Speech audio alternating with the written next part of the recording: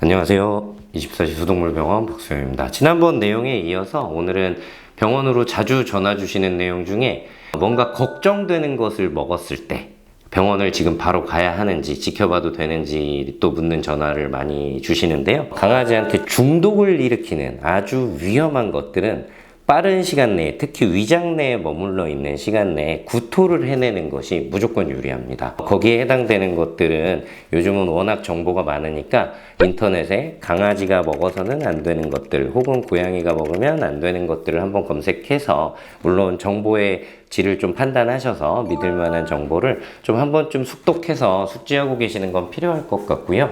예를 들자면 포도라든지 양파라든지 초콜릿이라든지 이런 것들은 물론 이제 양에 따라서 조금 위험도의 차이는 있겠으나 먹은 뒤에 잘못하면 치명적인 중독 증상을 일으키거든요. 예를 들면 양파를 먹고 그날은 괜찮았는데 이틀째나 3일째부터 피오줌을 너무 심하게 싸서 수혈을 하지 않으면 사망에 이를 정도로 아이가 심각해지는 정도가 생각보다 자주 있습니다. 이런 경우에 만약에 양파를 먹는 것이 위험하다는 걸 보호자분이 알고 계시는 경우에는 병원으로 전화를 주시거든요. 그런 경우에 무조건 빨리 오시는 게 좋습니다. 왜냐하면 흡수되면서 치료를 하려면 시간이 꽤나 오래 걸리고요. 위장 내에 머물러 있을 때는 비교적 요즘은 부작용 적게 구토를 시키는 방법들이 많이 있거든요. 그래서 구토를 시켜낸다면 그 뒤에 이제 뭐 위장보호제나 이런 것들 복용이 필요할 수는 있겠으나 중독 걱정에서 자유로워지고, 그리고 대부분 구토 처치 이후에 반나절 정도만 지나도 식사 잘하고 일상생활 이어나갈 수 있거든요. 그래서 아까 말씀드린 대로 중독을 일으키는 것들, 대표적으로 또 이제 사람 진통제들도 매우 위험합니다. 물론 진통제 같이 중독을 일으키지 않더라도 사람 약은 대부분 우리나라는 소형견이 많으니까 먹으면 과량 복용하는 꼴이 되는 경우가 많아서 구토를 시키는 것이 반드시 유리합니다.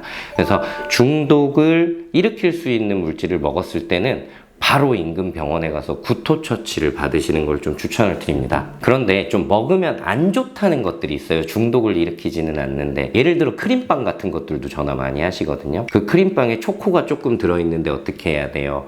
근데 사실 밀크 초콜릿 소량 같은 걸 먹는다고 크림빵 같은 것들은 중독을 일으키는 경우는 흔하지는 않습니다. 그리고 또 좀 큰 아이들 같은 경우에 문제가 되는 경우에 이제 예를 들어 생닭을 먹인다든지 갈비뼈나 족발뼈 같은 걸 던져주시는 경우도 많이 있으신데요. 대부분 괜찮다가도 그런 것들이 소장이나 이런 데 기능이 떨어졌거나 혹은 운이 없어서 걸리거나 폐색되는 형태로 돼서 장염을 유발한다면 그 뒤에는 수술 아니고서는 이거를 해결할 수 없는 상태가 될 수가 있거든요.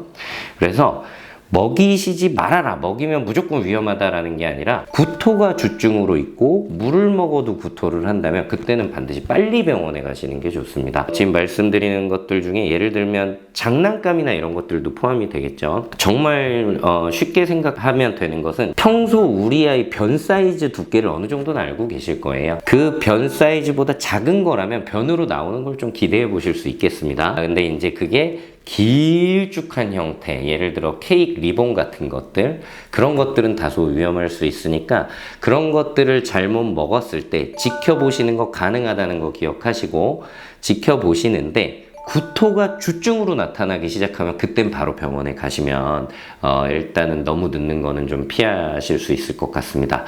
또 오늘 준비한 내용이 뭐 모든 내용에 대해서 말씀을 드릴 수는 없겠지만 결국은 보호자분께서 아이가 먹으면 즉시 문제를 일으키지 않더라도 2, 3일 있다가 중독을 일으킬 수 있는, 먹으면 안 되는 금기되는 음식을 숙지해 놓는 걸 좀 권유드리고 싶고요. 다음 시간에도 병원에 갈지 말지 판단하는 다른 주제로 찾아뵙도록 하겠습니다. 감사합니다.